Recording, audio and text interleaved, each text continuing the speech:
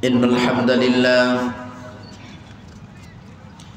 نحمده ونستعينه ونستغفره ونؤمن به ونتوكل عليه ونعوذ بالله من شرور أنفسنا ومن سيئات أعمالنا من يهده الله فلا مضل له ومن يضلله فلا هادي له ونشهد أن لا إله إلا الله وحده لا شريك له ونشهد أن سيدنا ونبينا وحبيبنا وشفيعنا ومولانا محمدا صلى الله عليه وسلم عبده ورسوله الذي أرسله بالحق بشيرا ونذيرا وداعيا إلى الله بإذنه وسراجا منيرا أما بعد فقد قال الله تعالى في كلامه المجيد وفرقان الحميد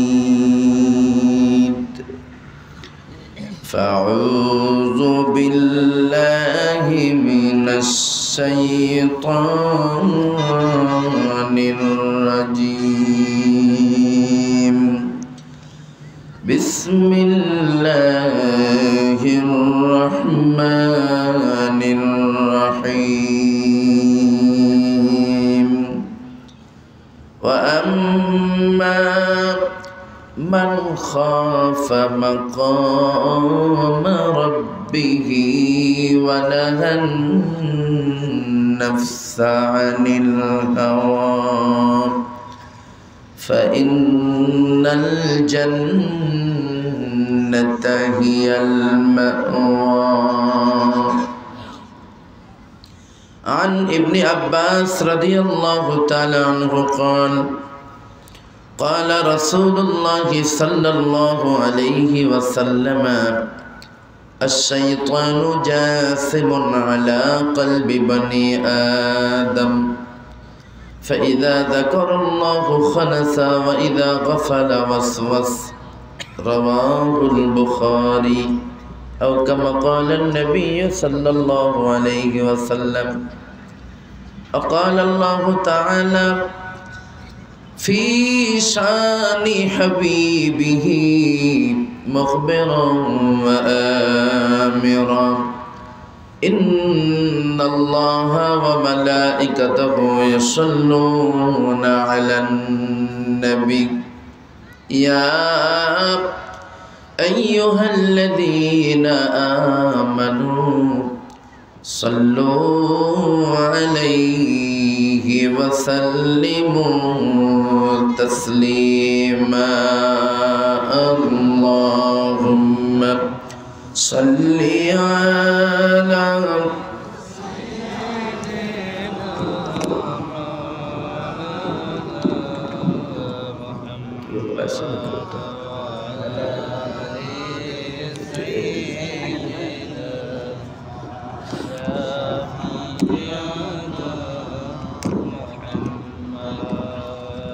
মনমর কাঁদরে প্রাণমর কাঁদরে যেতে সোনার Medina Medina যেতে মন কাঁদে না সবারই মন কাঁদে আল্লাহ সবার জন্য মদিনা কবুল করুন বলে সকলে আল্লাহুম্মা মনমর কাঁদরে প্রাণমর কাঁদরে যেতে সোনার মদিনায় যে মদিনা ধন্য হলো যে মদিনা ধন্য হলো পে তোমারি ঠিকানা আমার কাঁদে রে প্রাণ আমার কাঁদে রে যেতে সোনার মদিনা। আল্লাহুম্মা সাল্লি আলা মাওলানা মুহাম্মদ।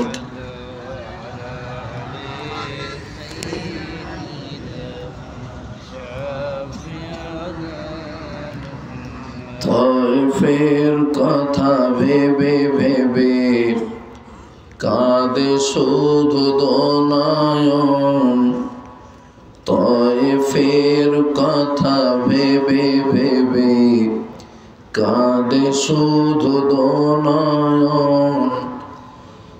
এমন দুরুদি পেতে চাই মন অনুক্ষণ। মন আমার কাঁদে রে প্রাণ আমার কাঁদে রে যেতে সোনার মদিনায়। মন আমার কাঁদে রে প্রাণ আমার কাঁদে রে যেতে সোনার মদিনায়। আল্লাহুম্মা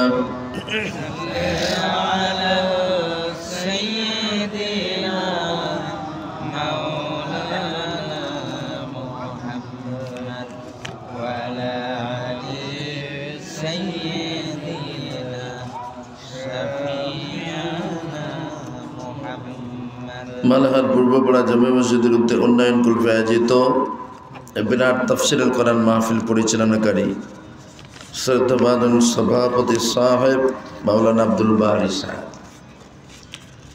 মঞ্চে উপবিষ্ট কর্তৃপক্ষের মনোভূত প্রধান অতিথি, বিশেষ অতিথি সহ অন্যান্য অতিথিবৃন্দ, সম্মুখে উপবিষ্ট শেরে তাজ, পৃথ্বতুল্লাহ আব্বাজানেরা, সমবয়স্ক বন্ধুবর্গ, স্নেহের কুচি কুচি বাচ্চারা, আড়ালে আবডালে বসে মাইকের মাধ্যমে কণ্ঠের আওয়াজ শুনছেন, এলাকার অত্যন্ত স্নেহময়ী মমতাময়ী আবেদা সালিহা ধার্মিকা মা ও বোনেরা, সকলকে আন্তরিক মোবারকবাদ জানিয়ে শুরু করছি গুনাহগার আবুল কালাম আজাদ আমার মুক্তাসার বক্তৃতা।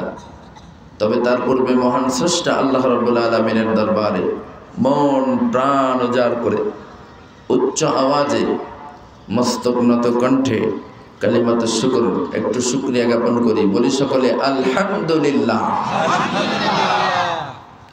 এতগুলা মানুষ, মালিকের হাত একটু উচ্চ আওয়াজে আমরা ঘোষণা করতে পারি না? শীতের দিনে একটু উচ্চ আওয়াজে বললে মিস্টার ইবলিস গোষ্ঠী শুদ্ধা এলাকা ছেড়ে পালাবে। শয়তানকে বিদায় করবার জন্য আল্লাহর নামের ধ্বনি একটু উচ্চ আওয়াজে দিতে হয়। সকলে একটু উচ্চ আওয়াজে বলি আলহামদুলিল্লাহ। সেই সাথে সাথে সরকারে দো আলম আশরাফুল আম্বিয়া সাইয়্যিদুল মুরসালিন রাহমাতাল লিল আলামিন, নবী কুলের শিরোমণি মা আমিনার নয়নের মণি শাফাআতুল কান্ডারি মদিনাওয়ালা নবীর প্রতি অসংখ্য দুরূদ ও সালাম বলি সকলে সাল্লাল্লাহু আলাইহি ওয়াসাল্লাম। আমার ভাইয়েরা, কোরআনে কারীম থেকে ছোট্ট ছোট্ট দুটো আয়াতে কারিমা আমি আপনাদের সম্মুখে পাঠ করেছি। বিশ্ব নবীর অগণিত হাদিসের মধ্য থেকে ক্ষুদ্র একটা হাদিসে নববী আমি আপনাদের সম্মুখে তুলে ধরেছি। কোরআনে কারীমের আয়াতে কারিমা এবং বিশ্ব নবীর হাদিসের সমন্বয়ে জাস্ট দু চারটে কথা আলোচনা করব। দীর্ঘক্ষণ আপনাদেরকে বিরক্ত করবে আমার চাহিদা আমার নাই। আলোচনা যত সময় চলবে আমরা সকলেই শুনতে রাজি আছি তো ইনশাআল্লাহ। তবে আমি আপনাদেরকে শুরুতেই বলেছি দীর্ঘক্ষণ আপনাদেরকে বিরক্ত করব না, জাস্ট যতটুকু না বললে নয় বলে আপনাদেরকে ছেড়ে দেব। সবাই শুনতে রাজি আছি তো? ভাই কে কে আধা শুনে আধা ছেড়ে দিয়ে চলে যাবো হাত তুলে দেখান তো। আমরা একটা কেউ হাত তুললাম না, তাহলে পূর্ণাঙ্গ মাহফিল শেষ করে আখেরি মোনাজাত নিয়ে আমরা যাবো ইনশাআল্লাহ। সকলে রাজি আছি তো? প্রতিজ্ঞাবদ্ধ হলাম কিন্তু আল্লাহর সঙ্গে, ঠিক না? সাবধান। তবে আবার দেখবেন যদি হাজতের প্রয়োজন আবার ওইখানেই ছেড়ে দেবেন না, সমস্যা আছে। কারণ পাশের মানুষ যারা আছে তারা কষ্ট পাবেন। হাজতের প্রয়োজন হলে আপনি বেরিয়ে যেতে পারেন, নো প্রবলেম। কারণ কোরআনে কারিমে আল্লাহ হাজতের জন্য জান্নাত ছেড়ে বাইরে যাওয়ার অর্ডার করেছেন। কুলনাহবিতু মিনহা জামিয়া। হযরত আদম আলাইহিস সালাতু ওয়াস সালাম যখন গন্ধম ফল খেয়ে ফেললেন, আল্লাহ ডিরেক্ট বললেন কুলনাহবিতু মিনহা জামিয়া, আদম তুমি জান্নাত থেকে বেরিয়ে যাও, গেট আউট অফ জান্নাত। তো আপনাদেরও যদি হাজতের প্রয়োজন হয় অবশ্যই যাবেন, তবে শর্ত সাপেক্ষে। আমরা জানি হাজত আমাদের বেঙ্গলের মানুষ, মানে ভারতবর্ষের পশ্চিমবঙ্গের মানুষের 3টা হাজত থাকে। একটা হাজত হলো ইউরিন, একটা হাজত হলো বড় টয়লেট, আর একটা হাজত বাংলাদেশের মানুষের নাই, তবে আমার কলিকাতার মানুষের আছে। এমন শীতের দিনে মাঝে মধ্যে একটু কলিকাতার মানুষের লাগে, আপনাদেরও লাগে? আল্লাহ, সমস্যা নেই। যদি প্রস্রাবের প্রয়োজন হয় দাঁড়িয়ে একটা আঙুল উঁচু করবেন, ছুটি হয়ে যাবে। পায়খানার প্রয়োজন হলে দাঁড়িয়ে 2টো আঙুল, ছুটি হয়ে যাবে। আর যদি এই হাজতটারও প্রয়োজন হয় সমস্যা নেই, ওটা 3টে আঙুল দেখালে ছুটি। ঠিক আছে তো ইনশাআল্লাহ? তাহলে যদি ওই হাজতের প্রয়োজন হয় 3টা আঙুল দেখিয়ে তারপরে ছুটি নেব, মনে থাকে যেন। আমার ভাইয়েরা, আমি কোরআন শরীফের পারা নাম্বার 30 পৃষ্ঠা নাম্বার 4, সূরার নাম সূরা নাজিয়াত, আয়াত নাম্বার 40 ও 41, ক্ষুদ্র ক্ষুদ্র 2টা আয়াতে কারিমা এবং সহিহ বুখারী থেকে ছোট্ট একটা হাদিসে নববী আমি আপনাদের সম্মুখে তুলে ধরেছি। এই আয়াতে কারিমার মাধ্যমে আল্লাহ রাব্বুল আলামিন পৃথিবীর মধ্য থেকে নানান শ্রেণীর মানুষের ভিতর থেকে জান্নাতি বান্দা কারা তাদেরকে সিলেক্ট করেছেন। শ্রমজীবী, চাকরিজীবী, ব্যবসায়ী, ডক্টর, মাস্টার, উকিল, ব্যারিস্টার, যত শ্রেণীর মানুষ আছে তাদের মধ্য থেকে জান্নাতি মানুষ কারা তাদেরকে আল্লাহ নির্বাচন করেছেন। ওয়া আম্মা মান খাফা মাকাম রাব্বিহি ওয়া নাহান নাফসা আনিল হাওয়া ফাইন্নাল জান্নাতা হিয়াল মাওয়া। সমাজে বহু সম্প্রদায়, বহু শ্রেণীর, বহু কোয়ালিটির মানুষ আছে। তাদের ভিতরে জান্নাতি মানুষ কারা সেটা আমরা আজকে শুনবো ইনশাআল্লাহ। ওয়া আম্মা মান খাফা মাকাম রাব্বিহি ওয়া নাহান নাফসা আনিল হাওয়া, যে নফস সেই দিনটাকে ভয় করে আল্লাহ রাব্বুল আলামিনের সম্মুখে দাঁড়ানোর ভয়ে, যে সদা সর্বদা আল্লাহ স্মরণ অন্তরে রাখে, দুনিয়াতে প্রতিটা কাজ করবার পূর্বে আল্লাহর ভয় অন্তরে রাখে। কারণ আল্লাহ রাব্বুল আলামিনের সম্মুখে আমাকে দাঁড়ানো লাগবে, আল্লাহর মুখোমুখি দাঁড়াতে হবে আমার প্রতিটা কাজের হিসাব বুঝে দেওয়ার জন্যে। আবাল বৃদ্ধ বনিতা, নারী পুরুষ নির্বিশেষে, শ্রমজীবী, ব্যবসায়ী, চাকরিজীবী, লোয়ার ক্যাটাগরির, আপার ক্যাটাগরির যে মানুষটাই হোক না কেন, আল্লাহ স্মরণ অন্তরের ভিতরে যে রাখে, আল্লাহর সম্মুখে দাঁড়ানোর ভয়ে হারাম থেকে যে নিজেকে সংযত রাখে, কোরআনের আদেশ ও নিষেধগুলোকে যে পুঙ্খানুপুঙ্খভাবে মান্যতা দেয়, ফাইন্নাল জান্নাতা হিয়াল মাওয়া, প্রকৃতপক্ষে তারাই জান্নাতি, বলুন সুবহানাল্লাহ। কিন্তু আশ্চর্য ব্যাপার, বর্তমান যুগের আধুনিক সময়ের মানুষেরা এতটাই আল্লাহ ভোলা, পকেটে টাকা আছে যতক্ষণ, আল্লাহর সঙ্গে পাল্লা চলে ততক্ষণ। পকেট যখন ফুরিয়ে যায়, পকেট যখন ফাঁকা হয়ে যায়, ঘন ঘন ইল্লাল্লাহ ইল্লাল্লাহ ইল্লাল্লাহ জিকির চলে। শরীরে শক্তি থাকে যতক্ষণ, আল্লাহর সঙ্গে পাল্লা চলে ততক্ষণ। পাওয়ারলেস হয় যখন, তখনই আল্লাহকে ডাকেন। বিপদে মুসিবতে জর্জরিত হলে আল্লাহকে ডাকে, তার পূর্বে আল্লাহকে ডাকার কথা আদেও সে মনে করে না। ও মুসলমান ভাইয়েরা, শুধু সাধারণ মানুষেরা নয়, ইভেন ওলামায়ে কেরামরা। আজকে দেখলাম কলিজায় আঘাত লাগে, কলিজা ফেটে যায়, কলিজা চূর্ণ বিচূর্ণ হয়ে যায়। প্রায় 500 বছরের পুরানো মসজিদ, মসজিদে বাবরি। বর্তমান আমার ভারতের বর্তমান সরকার সে মসজিদটাকে ভেঙে সেখানে মন্দির বানিয়ে তার উদ্বোধন করলো। আজকে ভারতের মসজিদ ভেঙেছে, মন্দির বানানো হয়েছে, বাংলাদেশের মুসলমানের কিচ্ছু পরোয়া নাই, তাই না? তাই কি আছে? মসজিদে বাবরি ভারতের মুসলমানের একা নয়, এ মসজিদে বাংলাদেশের মুসলমানের অংশ আছে, নাই? ভারতের মুসলমানের একা নয়, ও মসজিদে পাকিস্তানের মুসলমানের অংশ আছে। কিন্তু কিচ্ছু করার নাই। মহামান্য আদালতের রায়, মহামান্য আদালতের রায়কে প্রাধান্য দিই, মাথা পেতে মেনে নি। আল্লাহ রাব্বুল আলামিনের আদালতে বিচার দেওয়ার অধিকার আমাদের আছে না নাই? যদি থাকে, ও আল্লাহর গোলাম, মসজিদে বাবরি আপনাদেরই একটা সম্পদ। এই কথাটা স্মরণ রেখে তাহাজ্জুদের ওয়াক্তে মস্তক নত করে মালিকের দরবারে চোখের পানি ছেড়ে দিয়ে কাঁদেন, রব্বুল আলামিন আল্লাহ, আব্রাহার কবল থেকে যেমন করে আপনি কাবা বাইতুল্লাহকে হেফাজত করেছিলেন, ঠিক তেমন করে মসজিদে বাবরি, মসজিদে আকসা আবারও মুসলমানদের জন্য ওপেন করে দিন, উন্মুক্ত করে দিন। এমন করে যদি মালিকের দরবারে চোখের পানি ছেড়ে দিয়ে কাঁদি, আজ না হয় কাল মসজিদে বাবরি আমরা ফিরে পাবোই পাবো ইনশাআল্লাহ। আল্লাহ কবুল করুন বলে আল্লাহুম্মা। সেই মসজিদে, সেই মন্দির উদ্বোধন করার জন্য ভাবতে অবাক লাগে। ইয়া বড় বড় দাড়ি, মাথায় বড় টুপি, চেহারাখানে একেবারে ফারিস্তার মতো।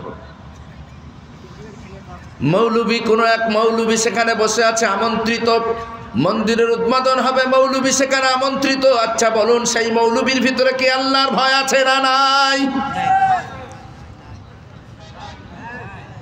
ওই মৌলবীর ভিতরে আল্লাহর ভয় যদি থাকতো, মসজিদ ভেঙে মন্দির উদ্বোধন হয়, সেখানে সে যেত না।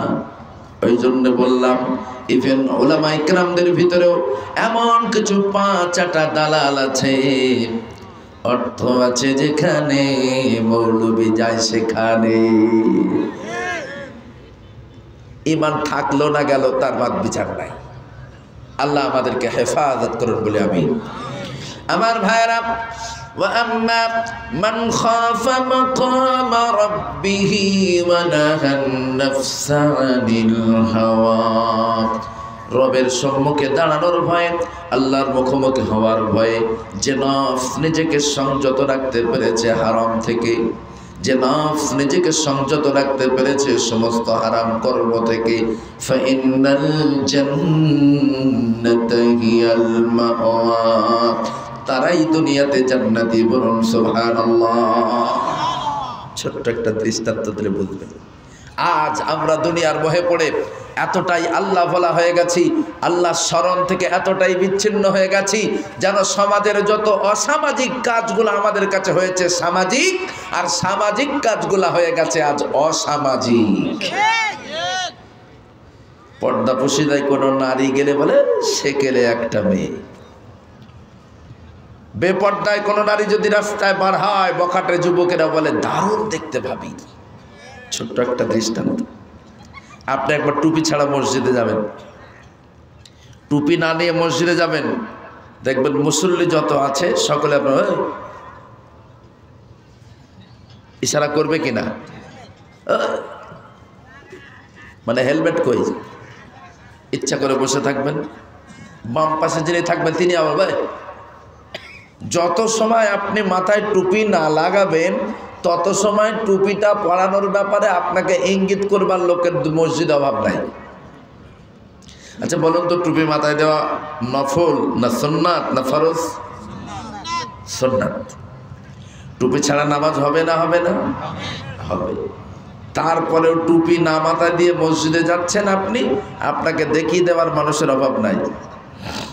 ওই আপনি পরের দিন যদি আপনার বিবিকে বেপর্দায় রোডের উপরে বেরিয়ে নিয়ে বার করে নিয়ে যান, সামনের দিকের 2.5 বিঘা, পিছনের দিকের 1.5 বিঘা যদি ওপেন করে মোটর বাইকের পিছনে নিয়ে চলে যান, সমাজে এমন একটাও মানুষ নাই যে আপনার বিবিকে দেখিয়ে বলবে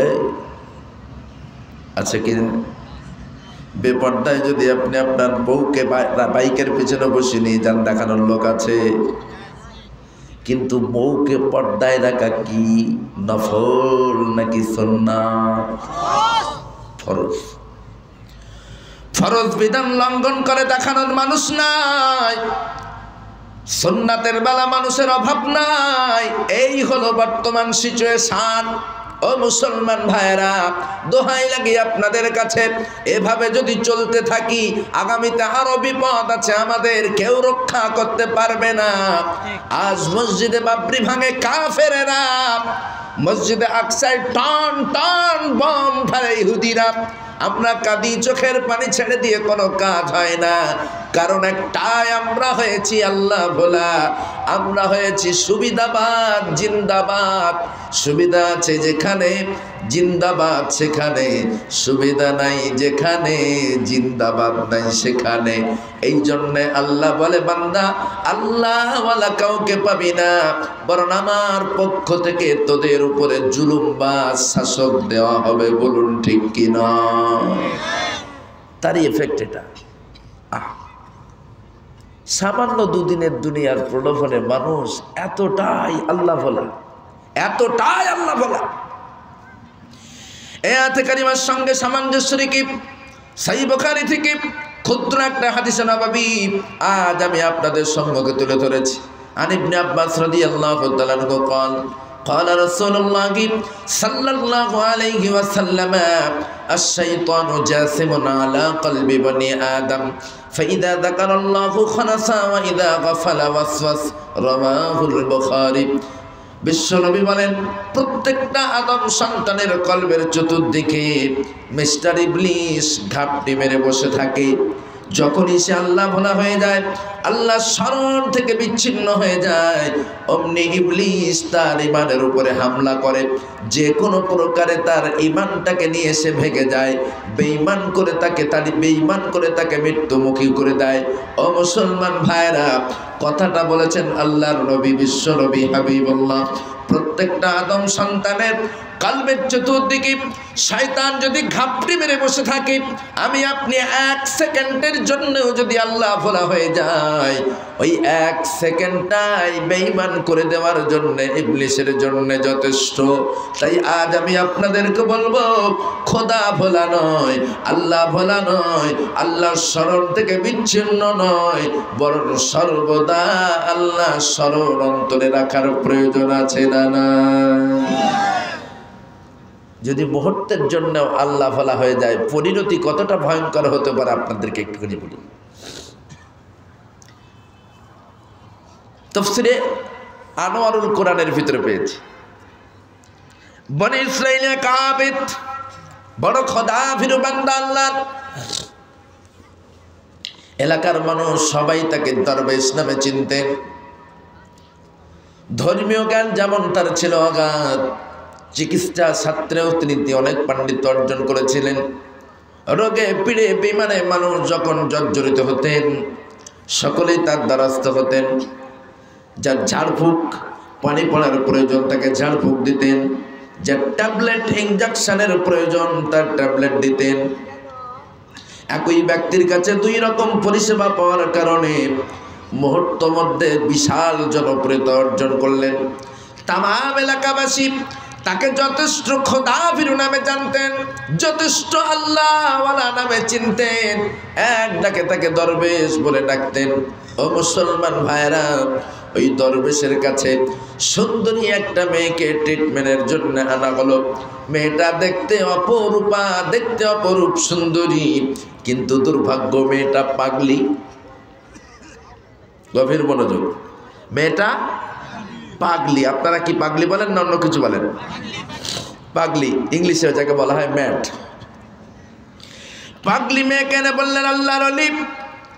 আমাদের এই মেয়েটা দেখতে অপরূপা, অপরূপ সুন্দরী, কিন্তু দুর্ভাগ্য সে স্বাভাবিক নয়, অস্বাভাবিক পাগলি।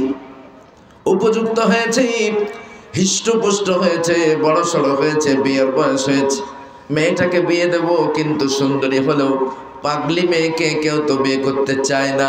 ও আল্লাহর মহান ওলি, শুনেছি আপনি বড় খোদাভীরু মানুষ, আপনার ট্রিটমেন্টে বহু মানুষ সুস্থ হয়েছে, কাজেই আপনার কাছে আমরা নিয়ে এসেছি তার ট্রিটমেন্ট করবার জন্যে। মেহেরবানি করে আমাদের মেয়েটাকে একটু ট্রিটমেন্ট করুন যেন সে ভালো হয়ে যায়। তো দরবেশ তাকে দীর্ঘক্ষণ পরিচর্যা, দীর্ঘক্ষণ দেখবার পরে পরিবারের লোকজনদেরকে বলছেন, দেখুন আপনাদের এই মেয়ের যে সমস্যা, সামান্য কিছু সময় ট্রিটমেন্ট করে এ মেয়ে সুস্থ হওয়ার নয়, বরং কন্টিনিউ কয়েকদিন যাবৎ তাকে ট্রিটমেন্ট করতে হবে, তারপরে আল্লাহ চাইলে সুস্থতা লাভ করতে পারে।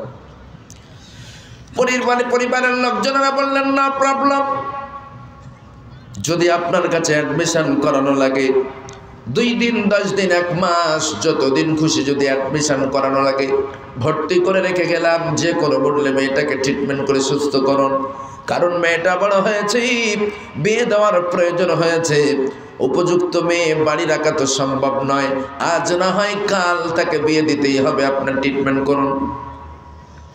যথারীতি পরিবারের লোকজন তাকে ভর্তি করে রেখে যে যার মতো বাড়িতে চলে গেল।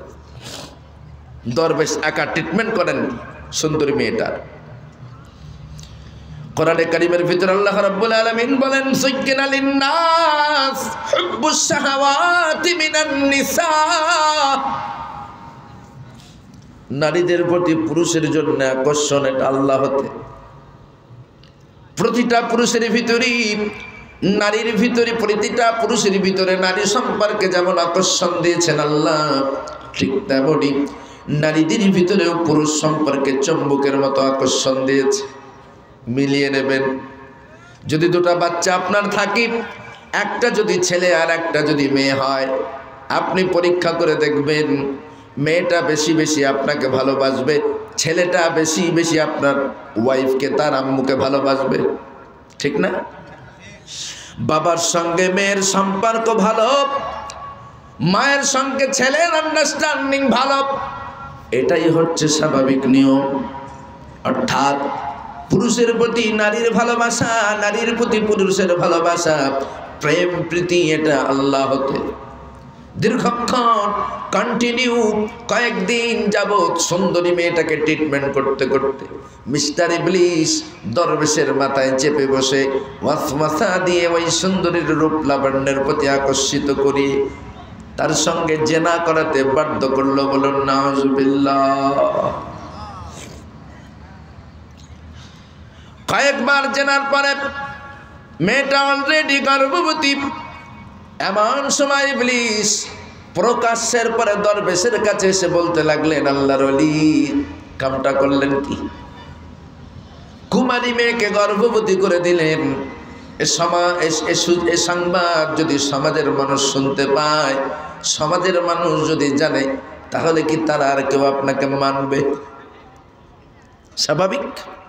একটা কুমারী মেয়ে দরবেশের মতো ব্যক্তির দ্বারা যদি গর্ভবতী হয়, সমাজের মানুষ তারা ছাড়বে? চামড়া তুলে আমলা গাছে দেবে। দরবেশ যখন চেতনা ফিরল, হায় কি সর্বনাশ করলাম, জেনা করেছি, গর্ভবতী হয়ে যাবে, এটা তো আমার জানা ছিল না। যেহেতু মেয়েটা গর্ভবতী, যতদিন যাবে বাচ্চাটা বড় হবে, যত বাচ্চা বড় হবে তার পেটটা ফুলে উঠবে, সমাজের মানুষ জেনে যাবে মেয়েটা গর্ভবতী। কুমারী মেয়ে গর্ভবতী হলো কোথা থেকে? তার বাবাকে কে তাকে এই সর্বনাশ করলো? মানুষ যখন তদন্তে নামবে নিশ্চয়ই ধরা পড়ে যাব। যখন জেনে যাবে আমার মতো দরবেশের দ্বারা সে গর্ভবতী, নিশ্চয়ই তারা আমাকে ছাড়বে না। চিন্তায় পরেশান হয়ে চুপটি মেরে বসে আছে। এমন সময় ইবলিস দরবেশকে ডেকে বলে, ও আল্লাহর ওলি, ও দরবেশ, নো প্রবলেম, কোনো সমস্যা নাই, আমি থাকতে বন্ধু তোমার কোনো চিন্তা নেই। ইবলিস অভয় দিচ্ছে তাকে, আমি আছি তো, আপনার কোনো সমস্যা নেই। দরবেশ ইবলিসকে লক্ষ্য করে বললাম, আমার ধর্মের ভাই, দোহাই লাগি তোমার, যে কোনো মূল্যে এই বিপদ থেকে যদি তুমি আমাকে রক্ষা করতে পারো, যা চাইবা আমার কাছে তাই দেব। ইবলিস বলে, আমার কিচ্ছু চাই না বন্ধু, তবে আমার কটা ফতোয়া আছে, আমার ফতোয়াগুলো শোনা লাগবে। শর্ত আছে দুটা, আমার শর্তগুলো তোমাকে মানতে হবে। দরবেশ বলে, যা বলবা তাই শুনবো, তবুও তুমি আমাকে বিপদ থেকে রক্ষা করো। ইবলিসের পরে সুযোগ বুঝে দরবেশকে লক্ষ্য করে বললেন, তবে শোনো, নাম্বার 1 শর্ত হলো ইমিডিয়েটলি তুমি মেয়েটাকে হত্যা করো, কারণ মেয়েটা যেহেতু গর্ভবতী, যতদিন যাবে তার গর্ভের সন্তান বড় হবে, পেটটা উঁচু হয়ে যাবে, সমাজের মানুষ জেনে যাবে তার পেটে বাচ্চা আছে, সুতরাং ইমিডিয়েটলি তাকে হত্যা করো। হত্যা করবার পরে সাধারণ কোনো গোরস্থানে দাফন করো না, বরং নিজের চেম্বারের ভিতরে গর্ত করে তারে পুঁতে দাও। কারণ এমন সুস্থ স্বাভাবিক মেয়েকে যদি হত্যা করে গোরস্থানে দাফন করতে যাও, নিশ্চয়ই মানুষ দেখবে, তার গায়ে আঁচড় লাগবে, দাগ লাগবে, মানুষ দেখে সন্দেহ করে তোমাকে পিড়াতে পারে। সুতরাং না না না, হত্যা করবার পরে সাধারণ গোরস্থানে নয়, বরং নিজের চেম্বারের ভিতরেই গর্ত করে তারে পুঁতে দাও। দরবেশ মনে মনে ভাবলো, যুক্তিটা নেহাত খারাপ নয়, যত দিন যাবে পেটের বাচ্চাটাও বড় হবে, মানুষ জেনে যাবে সে গর্ভবতী, সুতরাং তার পূর্বেই তাকে খতম করে দেবে। একাকী চেম্বারের ভিতরে ফেলে মেয়েটাকে হত্যা করলাম, অতঃপর নিজে হাতে গর্ত করে তার চেম্বারের ভিতরে পুঁতে দিল। পরিবারের লোকজন যখন আসলো, জানতে চাইল, আল্লাহর মহান ওলি, যে বাচ্চাটাকে ট্রিটমেন্ট করবার জন্য আপনার কাছে রেখে গিয়েছিলাম, আমাদের যে মেয়েটা ট্রিটমেন্টের জন্য আপনার কাছে দিয়ে গিয়েছিলাম, আমাদের মেয়েটার খবর কি? বলে, সে তো কবে মারা গেছে। মারা যাওয়ার পরে চেষ্টা করলাম তোমাদের সঙ্গে যোগাযোগ করবার, পারলাম না, ব্যর্থ হয়েছি। কাজেই একটা মুসলিম মেয়ের লাশ পচে গলে নষ্ট হবে এটা তো মানতে পারি না, নিজেই দায়িত্ব নিয়ে তাকে দাফন করে দিয়েছি। পরিবারের লোকজন তাকে ধন্যবাদ জানিয়েছে। ধন্যবাদ আপনাকে, আপনার মেয়ে না হওয়ার পরেও আপনি যে আমাদের মেয়ের কবর খুঁড়ে দাফন করেছেন, এর জন্য আপনাকে ধন্যবাদ। যে যার মতো বাড়িতে চলে গেল।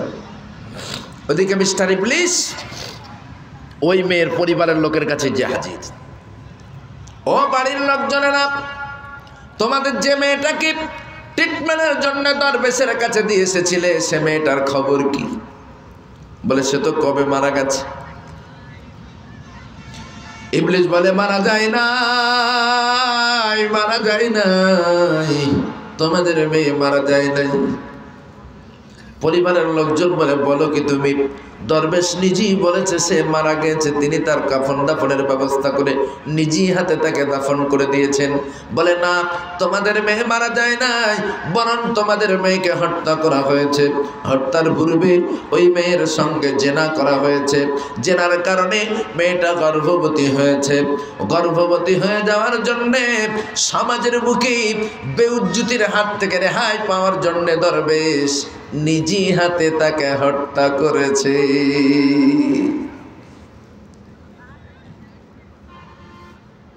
প্ররোচনা দিয়ে নারীর সঙ্গে জেনা করবার জন্য ওয়াসওয়াসা দিয়েছিল কে?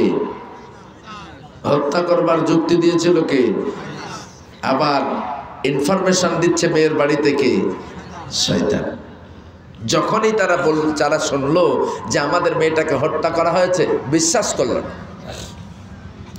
তাকিদ সহকারে ইবলিস বলতে লাগলো, বিশ্বাস যদি না হয় অন্ততপক্ষে তোমাদের মেয়েটার কবরটা একটু জিয়ারত করে এসো, দেখে এসো।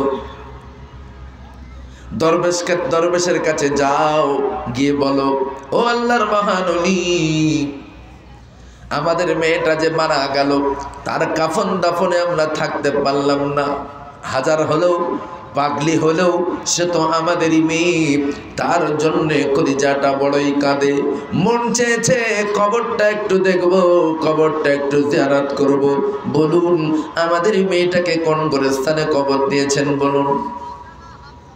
যখনই কবর কোথায় দেখতে চাইলো তখনই আমতা সেরকম।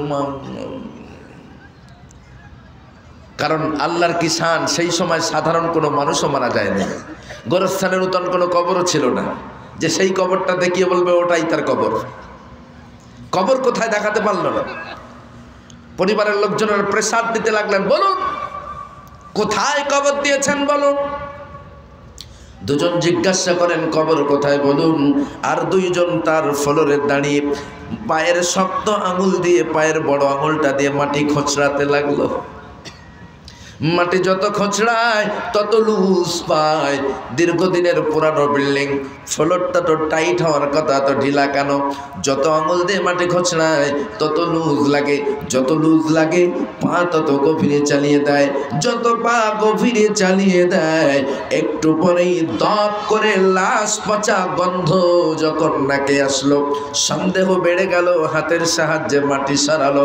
যখনই মাটি সরিয়ে দেখলো হ্যাঁ তাদেরই মেয়েটা কি তার চেম্বারের ভিতরে গর্ত খুঁড়ে পুঁতে রাখা হয়েছে। এরপর দরবেশকে জিজ্ঞাসা করলেন, আল্লাহর ওলি আমাদের মেয়েটা যদি স্বাভাবিকভাবে মারা যাবে তাহলে তাকে গোরস্থানে দাফন না করে আপনার চেম্বারের ভিতরে এমন করে পুঁতে রেখেছেন কেন? থরথর করে কাঁপে, আর কোনো উত্তর নাই। কাঁদতে কাঁদতে পরিবারের লোকজনেরা চেম্বার ছেড়ে বাইরে এসে বলতে লাগলো, জনগণ দেখো, ও এলাকাবাসী দেখো, দরবেশের কর্ম দেখো, তামাম এলাকাবাসী যাকে দরবেশ নামে চেনে তার কর্ম দেখো। আমাদের একটা মেয়েকে হত্যা করে, আমাদের একটা মেয়ের সঙ্গে জেনা করে তাকে হত্যা করে নিজের চেম্বারের ভিতরে পুঁতে রেখেছে। মুহূর্ত মধ্যে জনগণ তার চেম্বারটাকে ঘিরে ফেললো। সুযোগ বুঝে দরবেশ ভিতর দিক থেকে দরজাটা লক করে দিয়ে এরপরে বসে বসে পড়তে লাগলো, লা ইলাহা ইল্লা আনতা সুবহানাকা ইন্নী কুনতু মিনাল যালিমিন। আর কোনো উপায় নাই। ডাইনে বামে সম্মুখে পিছনে চতুর্দিকে যখন ব্লক হয়ে গেল, আর বাঁচার কোনো রাস্তা নাই। এই জন্য আল্লাহকে ডাকতে শুরু করলো, লা ইলাহা ইল্লা আনতা সুবহানাকা ইন্নী কুনতু মিনাজ জালিমিন। দীর্ঘক্ষণ লা ইলাহা ইল্লা আনতা জিকির করবার পরেও আর আল্লাহর মদদ আসলো না, বরং মিস্টার ইবলিস আবার পুনরায় স্বমহিমা এসে হাজির। দরবেশকে এসে জানতে চাইলেন, হোয়াট ইজ দি কেস? দরবেশ বলে, দি কেস ইজ জন্ডিস। বাট হয়? বলে ধরা খেয়ে গেছে, আর বাঁচার কোনো রাস্তা নাই। ইবলিস বলে, কে বলেছে রাস্তা নাই? আমি থাকতে বন্ধু তোমার কোনো ভয় নেই। তখনও বলছে আমি থাকতে তোমার কোনো ভয় নাই। ও মুসলমান ভাইরা, এরপর দরবেশ ইবলিসকে লক্ষ্য করে বলতে লাগলো, আমার ধর্মের বাপ, আমার অরিজিনাল বাপ না হলেও তুই আমার ধর্মের বাপ। এ যাত্রায় আমারে বাঁচা, এই মহামারী বিপদ থেকে যদি আমাকে বাঁচাতে পারো, যা বলবা আমি তাই করব। ইবলিস বলে, আমার কিচ্ছু চাই না, তবে আমি যেটা আদেশ করব তুমি সেটাই শোনো। যদি আমার আদেশ শুনতে পারো তাহলে আমি তোমাকে বাঁচাবো। কথা দিলাম এই সুবিশাল জনরসের মধ্য থেকে তোমাকে উড়িয়ে নিয়ে দূর দেশে ছেড়ে দেব। নতুন করে বাঁচার স্বপ্ন দেখবে, কেউ তোমাকে মারবে না, কেউ তোমার গায়ে আঁচড় দিতে পারবে না, কেউ তোমাকে গালি দেবে না, ভৎসনা করবে না। এলাকার মানুষের মধ্য থেকে উড়িয়ে নিয়ে তোমাকে দূর দেশে ছেড়ে দেব। ও মুসলমান ভাইরা, ইবলিসকে লক্ষ্য করে দরবেশ বলতে লাগলো, বাবা কি করা লাগবে তুমি শুধু বলো। ইবলিস বলে ইমিডিয়েটলি আমারে সিজদা দে, যদি আমাকে সিজদা দিয়েছো আমি কথা দিলাম এই যাত্রায় তোকে বাঁচিয়ে দেব। ও মুসলমান ভাইরা, যখনই সিজদা দেওয়ার কথা বলল, বাঁচার স্বার্থে জাহানে বাঁচার আশায় ইবলিসকে ঢুপ ঢাপ করে সিজদা দিতে লাগলো দরবেশ। দুটা সিজদা যখন দেওয়া হয়ে গেল, ইবলিসের উপর বলতে লাগলো টাটা বাই বাই, বন্ধু তোমার আর আমার দরকার নাই। কি বুঝলেন? সিজদা যখন হয়ে গেল, ইবলিস গায়েব হয়ে গেল, দরবেশকে বলল টাটা বাই বাই, তোমার আর আমার দরকার নাই। জনরোষ দরজা ভেঙে ভিতরে প্রবেশ করলো, টেনে হিচড়ে তাকে চেম্বার থেকে বার করলো, মারতে মারতে ঘটনাস্থলেই তাকে হত্যা করলো। ও মুসলমান ভাইরা, তাই আজ আমি আপনাদের কাছে বলতে চাই, দুনিয়ার লোভে পড়ি, দুনিয়ার লালসায় পড়ে, দুনিয়ার মায়ায় পড়ে মানুষ আল্লাহ ভোলা হয়ে যে এনি টাইম এভরি সময় এমন করে আজ শয়তানের ওয়াসওয়াসায় পড়ে ঈমান হারা হয়ে যাচ্ছে। তাই আজ আমি আপনাদের কাছে বলবো, আল্লাহ স্মরণ, আল্লাহ স্মরণ সর্বদা অন্তরের ভিতরে রাখার প্রয়োজন আছে না নাই? যদি আল্লাহর স্মরণ থেকে বিচ্ছিন্ন হয়ে যান, তাহলে দুনিয়াতে একটা, আখিরাতে একটা, আরো দুটো ভয়ঙ্কর সাজা আছে। চলুন, পারা নম্বর 16, পৃষ্ঠা নম্বর 19, সূরার নাম সূরা তাহা, আয়াত নাম্বার 123-124। স্পষ্ট আল্লাহ বলেন, ওয়ামান আ'রাদা আন যিকরি ফাইন্না লাহু মাঈশাতান দানকা ওয়া নাহশুরুহু ইয়াওমাল কিয়ামাতি আ'মা। আল্লাহর জিকির থেকে যারা দূরে সরে যায়, আল্লাহর স্মরণ থেকে যারা বিচ্ছিন্ন হয়ে যায়, আল্লাহর পক্ষ থেকে তাদের জন্য দুটো বিশাল সাজা, একটা হলো দুনিয়াতে আর একটা হলো আখিরাতে। দুনিয়াতে সাজা হলো ওয়ামান আ'রাদা আন যিকরি, যারা আল্লাহর স্মরণ থেকে দূরে সরে যায়, ফাইন্না লাহু মাঈশাতান দানকা, দুনিয়াতে তাদের রিজকের রাস্তাকে আল্লাহ বন্ধ করে দেয়, মেরে দেয়, কমিয়ে দেয়, ইনকামের রাস্তা কমে যায়। দুনিয়ার এ প্রান্ত থেকে ও প্রান্ত পর্যন্ত দৌড়াবেন, দানা পানির কোনো নিশানা পাবেন না। তাকিয়ে দেখুন, এমন অনেক আল্লাহ ভোলা মানুষ আছে, শুধু দৌড়ায়, শুধু দৌড়ায়, খানা দানা পায় না, অভাব অনাটন যায় না। নাম্বার 1 সাজা হলো দুনিয়াতে তাদের জন্য ইনকামের রাস্তা আমি আল্লাহ আস্তে আস্তে মেরে দেব। নাম্বার 2 নম্বর সাজা হলো ফাইন্না লাহু মাঈশাতান দানকা ওয়া নাহশুরুহু ইয়াওমাল কিয়ামাতি আ'মা। কিয়ামতের দিন আমি আল্লাহ তাদেরকে অন্ধ করে কবর থেকে তুলব। ক্বালা রাব্বি লিমা হাসারতানি আমা, সেদিন তারা কবর থেকে উঠে বলবে, রব্বুল আলামিন আল্লাহ, আমরা তো অন্ধ ছিলাম না, আমরা চোখওয়ালা ছিলাম। দুনিয়াতে আমাদের চোখ ছিল, কিন্তু কবরের ভিতর থেকে আমাদেরকে অন্ধ অবস্থায় কেন তুললেন? ডিরেক্ট তারা বলবেন, ক্বালা রাব্বি লিমা হাসারতানি আ'মা ওয়া ক্বাদ কুনতু বাসীরা, আমরা তো দুনিয়াতে চোখওয়ালা ছিলাম, কিন্তু আজ কেন আপনি আমাদেরকে অন্ধ করে তুললেন? রব্বুল আলামিন আল্লাহ ডিরেক্ট তাদেরকে সেদিন বলবেন, বান্দারে, কোরআন নামক একখানা কিতাব আমি তোমাদেরকে দিয়েছিলাম, ওই কিতাবটাকে বোঝানোর জন্য রাহমাতাল লিল আলামিন নবী আমি তোমাদেরকে দিয়েছিলাম। আমার নবী প্র্যাকটিক্যালি কোরআন তোমাদেরকে বুঝিয়ে দিয়েছিলেন, এই কোরআনকে তোমাদের ঘরে পৌঁছানোর জন্য, এই কোরআনকে তোমাদের ঘরে পৌঁছানোর জন্য আমার নবী তার দন্ত মোবারক শহীদ করেছিলেন, মস্তক ফাটিয়েছিলেন, অঝরে রক্ত ঝরেছিল তার বডি থেকে। সহস্রাধিক সাহাবীকে কুরবানি করে দিয়ে হলেও তোমার ঘরে কোরআনটাকে পৌঁছে দিয়েছিলেন। তারপরেও এই কোরআনের আইনকে তুমি মানো নাই, নাই, এই কোরআন তুমি চোখে দেখেছো, অথচ কোরআনের আদেশগুলাকে অবজ্ঞা করেছো। এই জন্যে আমি আল্লাহ আজ তোমাদের থেকে মুখ ফিরিয়ে নিলাম, আমি তোমাদেরকে অন্ধ করে কবর থেকে তুললাম। বলুন নাউজুবিল্লাহ। সমস্যা হচ্ছে? আলোচনা বন্ধ করে দেব?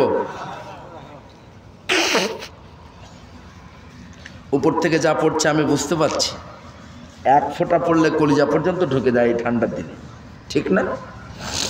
এই ধরনের প্যান্ডেল গোনা কেন আপনারা করেন? সব সময় ওয়াটারপ্রুফ ত্রিপল দিয়ে প্যান্ডেল করা লাগে, বিশেষ করে শীতের দিনে, কারণ এক ফোঁটা যে ফোঁটা ফোঁটাগুলো পড়ছে এতে অনেক কষ্ট লাগে। আমার মুসলমান ভাইরা, যে আলোচনা আমরা ছিলাম, আজ আমরা এতটাই খোদা ভোলা, এতটাই আল্লাহ ভোলা, অথচ ১৫০০ বছর ধরে, প্রায় ১৫০০ বছর ধরে এই কোরআন নিয়ে আমরা গবেষণা করছি। প্রায় ১৫০০ বছর ধরে রসুলের আদর্শের উপরে আমরা স্টাডি করেছি। তারপরেও আজ আমাদের ঘরের মুসলমানদের চরিত্রগুলো দেখলে আদৌ আমরা মুসলমান আছি কিনা সন্দেহ হয়। এই যে 31st নাইট গেল, এই যে ক্রিসমাস ডে গেল, এই যে ১লা জানুয়ারি গেল, আশ্চর্য ব্যাপার, মুসলমান ঘরের ছেলেরা ১লা জানুয়ারির দিনে মদ খেয়ে টলতে টলতে বাড়িতে আসে। বাবাকে যদি অবজেকশন করা হয়, বাবা বলে এই বয়সে একটু আমোদ প্রমোদ করবে না তো কখন করবে? নাউজুবিল্লাহ মিন যালিক। মুসলমান ভাইয়েরা আমার, দোহাই লাগে আপনাদের কাছে, আমি আবুল কালাম আজাদ শুধু নয়, আমার জায়গায় ফারিস্তা জিবরিল আমিনও যদি এখানে চলে আসে, নড়ে ভার আমার সমাজের কোনো পরিবর্তন আসতে পারে না যত সময় না পর্যন্ত এ সমাজের মানুষেরা নিজের থেকেই কোরআনের দিকে ধাবিত হয়, কোরআনের প্রতি আকর্ষিত না হয়, এ কোরআনের আদেশ ও নির্দেশগুলোকে, নিষেধগুলোকে মান্যতা না দেয়, তত সময় পর্যন্ত এদের কপাল ফাটার রোগ ভালো হতে পারে না। তাই আজ আমি আপনাদের কাছে অনুরোধ করব, ও আল্লাহর গোলাম, সামান্য 2 বছর 5 বছর 2 দিন 5 দিন রসুলের আমলে রসুলের সাহাবীরা রসুল্লাহর কাছে আসবার কারণে, কোরআনে কারিমের 2-4টে করে আয়াতে কারিমা শুনবার কারণে তারা তাদের নিজেদের জিন্দেগিগুলো পরিবর্তন করে ফেলেছিলেন। আর ইন্টার কোরআন আমরা ঘটবার পরে আমাদের পরিস্থিতিটা এমন কেন? নিশ্চয় আমাদের জানা আছে, প্রাথমিক পর্যায়ে আল্লাহর পয়গম্বর কোরআনের দাওয়াত দেওয়ার কারণে নিজের জন্মভূমি থেকে তাকে বিতাড়িত হতে হয়েছে। মক্কা থেকে মদিনায় হিজরত করেছেন। তামাম মদিনাবাসী রাসূলকে যখন নবী বলে মেনে নিলেন, তামাম মদিনাটা যখন মদিনায় যখন ইসলামী শাসন জারি হয়ে গেল, আর মদিনাতে নন মুসলিম কেউ নাই, ডাইনে বামে সম্মুখে পিছনে যেদিকে তাকাবেন শুধু মুসলমান আর মুসলমান, অমুসলিম কেউ নেই। ঠিক এমন একটা পিরিয়ডে ইসলামের আলো যেমন দেশ বিদেশ ছড়াতে লাগলো, ভারতে আসলো, বাংলাদেশে আসলো, পাকিস্তানে আসলো, ইরাকে, ইরানে, তুরস্কে, আমেরিকায়, ইংল্যান্ডে, চতুর্দিকে যখন ইসলামের আলো ছড়াতে লাগলো, ও মুসলমান ভাইয়েরা, আল্লাহর নবী সুনাম সুজা সুখ্যাতি যখন চতুর্দিকে ছড়িয়ে পড়ল, আস্তে আস্তে দিকে দিকে মানুষ যখন ইসলামের দিকে ধাবিত হতে লাগলো, এ কথা রাসূল আসার পূর্বে পণ্ডিত বাল্মীকি বনি ভবিষ্যৎবাণী করে বলেছেন, এত স্মিন্নন্তরে মেলেচ্ছতাং সমম্বিতং মোহাম্মদ ইতি খাতং শিষ্য শাকং সমম্বিতং নিরীপশ্চৈ মহাদেবং মরুত্থ নিবাসীনং বিষ্ণুদশ সুমতিশা অং নমস্তস্যৈ নমঃ নমঃ নমঃ নমঃ দ্বাদশ শুক্লপক্ষ অং নমস্তস্যৈ নমঃ নমঃ নমঃ নমঃ। বলুন সুবহানাল্লাহ। আরবের মরু প্রান্তরে এমন একজন মহামানবের আবির্ভাব হবে যার নাম হবে মোহাম্মদ। বাবার নাম হবে বিষ্ণুদাস, মায়ের নাম হবে সৌমতি। যে মহামানব আরবের মরু প্রান্তে জন্মগ্রহণ করে তামাম পৃথিবীর মানচিত্রে সুনাম সুজা সুখ্যাতি অর্জন করবেন। বলুন সুবহানাল্লাহ। রাসূলের কালিমার দাওয়াত দিকে দিকে যখনই ইয়ামামায় চলে গেল, ও মুসলমান ভাইরা, ইয়ামামার গভর্নরের কাছে রাসূলের দাওয়াত যখন পৌঁছালো, ইয়ামামার গভর্নর ছিল জাতিতে ইহুদি। রাসূলের দাওয়াত শুনবার পরে তার রক্ত গরম হয়ে গেল। যে কোনো মূল্যে মুহাম্মাদের বিপ্লবকে যদি ঠান্ডা করা না হয়, নিশ্চয়ই পৃথিবীর মানচিত্রের ইহুদিদের কোনো রকম দাদাগিরি চলবে না। মুসলমানদের দাদাগিরি চলে আসবে, ইহুদিদের দাদাগিরি বন্ধ হয়ে যাবে। সুতরাং যে কোনো মূল্যেই মুহাম্মদ ইবনে আব্দুল্লাহকে কতল করা লাগবে। বলুন নাউজুবিল্লাহ। কতল তো করা লাগবে, করবেটাকে? ইয়ামামার গভর্নর সুমামা ইবনে উসাল মনে মনে ভাবলেন, আমার হাতে শক্তি আছে, পাওয়ার আছে, অস্ত্র আছে, আমাকেই দায়িত্ব নিতে হবে, অন্য কেউ দায়িত্ব নিতে পারবে না। ইয়ামামার গদি থেকে উঠলেন। ও মুসলমান ভাইরা, নঙ্গা তরবার নিয়ে স্বয়ং ইয়ামামার গভর্নর মসজিদের নববীর বর্ডারের, মদিনার বর্ডারের কাছে চলে আসলো, হাতে নঙ্গা তরবার। মদিনার সিকিউরিটি ফোর্স যারা ছিলেন ইয়ামামাকে ধরলেন, হাতের অস্ত্র কেড়ে নিলেন। নাম জানতে চাইলেন, আপনার নাম কি? আমার নাম সুমামা। বাড়ি কোথায়? ইয়ামামায়। কোথায় যাবেন? মুহাম্মদ ইবনে আব্দুল্লাহকে কতল করতে। নাউজুবিল্লাহ। আশ্চর্য ব্যাপার, মদিনার সিকিউরিটি ফোর্স যারা ছিলেন তাকে অ্যারেস্ট করলেন, বাটি রাসূলকে কতল করবেন, তারপরেও তারা কিচ্ছু বলল না, চট থাপ্পড় দিল না, হাতের থেকে অস্ত্রটা কেড়ে নিয়ে কেবলমাত্র তাকে অ্যারেস্ট করে নিয়ে গেলেন মসজিদে নববীর কিনারায়, জেলখানায়। জেলখানা অর্থাৎ নববীর সঙ্গে কিছু শুকনো খেজুর গাছ পোতা ছিল, ওই খেজুর গাছের সঙ্গে দড়ি দিয়ে হাতগুলা বেঁধে আটকে রাখা, এটাই ছিল জেলখানা। খানা খাওয়ার সময় বাঁধন খুলে দেওয়া, টয়লেটের সময় বাঁধন খুলে দেওয়া, ঘুমের সময় বাঁধন খুলে দেওয়া, ইচ্ছা মতো ঘুমাবে, খাবে দাবে, পায়খানা করবে, গোসল করবে, এটাই ছিল জেলখানা। মসজিদ নববীর কিনারায় নিয়ে যে আল্লাহর নবীকে মেসেজ করা হলো, ইয়া রাসূলুল্লাহ, একজন ব্যক্তি হাতে নঙ্গা তরবার নিয়ে মদিনার ভিতরে প্রবেশ করতে চেষ্টা করছিলেন। আমরা অস্ত্র কেড়ে নিলাম, নাম জানলাম। তিনি বললেন তার নাম সুমামা ইবনে উসাল। জিজ্ঞাসা করলাম, অস্ত্র নিয়ে মদিনায় ঢোকার কারণটা কি? বলে, মুহাম্মদ ইবনে আব্দুল্লাহকে কতল করতে এসেছি। সঙ্গে সঙ্গে অস্ত্র কেড়ে নিলাম, তাকে অ্যারেস্ট করলাম, আপনার কাছে মেসেজ দিলাম, ইয়া রাসূলুল্লাহ, বিচার ব্যবস্থা আপনার হাতে, আপনি করুন বিচার। আল্লাহর নবী বললেন, তোমরা তার সঙ্গে দুর্ব্যবহার করেছো? না ইয়া রাসূলুল্লাহ। তাকে গালি দিয়েছো? না ইয়া রাসূলুল্লাহ। ভৎসনা করেছো? না ইয়া রাসূলুল্লাহ। ধাক্কা ধুক্কি দিয়েছো? না ইয়া রাসূলুল্লাহ।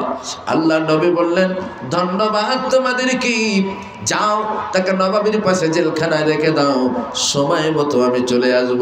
ও মুসলমান ভাইরা, আপনাদের পার্শ্ববর্তী দেশ আমাদের দেশ, দিনের পর দিন ইসলাম বিরোধী নীতি, ইসলাম বিরোধী আদর্শ, ইসলাম বিরোধী ফতোয়া, কতই যে ফোয়ারা চলছে আপনারা সবাই শোনেন।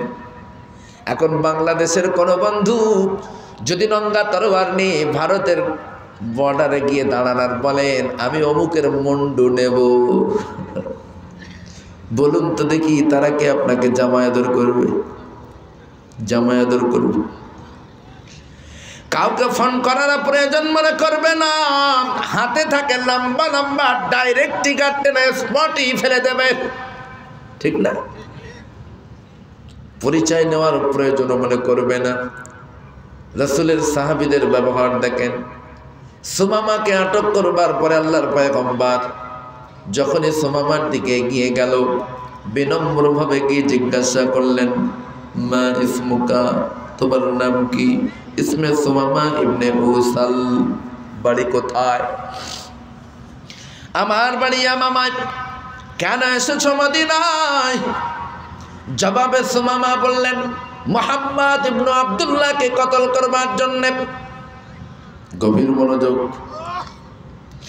আল্লাহর নবী অতি বিনম্র ভাবে সুমামাকে লক্ষ্য করে বললেন, সুমামা, ও সুমামা আনা মুহাম্মাদুর রাসূলুল্লাহ, আমি হলাম মুহাম্মাদুর রাসূলুল্লাহ। অমনি সুমামা মুখটা অন্যদিকে ঘুরিয়ে নিল, আর এক মুহূর্তের জন্য রাসূলের দিকে তাকালো না। সুমামাকে লক্ষ্য করে আল্লাহর পয়গম্বর বললেন, সুমামা, ও সুমামা, বলো আমি তোমার সঙ্গে কি ব্যবহার করব বলো। সুমামা মাথা নিচু করে বললেন, আমি আপনার দেশে এসেছিলাম আপনাকে কতল করবার জন্যে। আপনার সেনাবাহিনীর হাতে আমি ধরা পড়েছি। আপনি চাইলে আমাকে হত্যা করতে পারেন, চাইলে আমাকে ক্ষমা করে দিতে পারেন।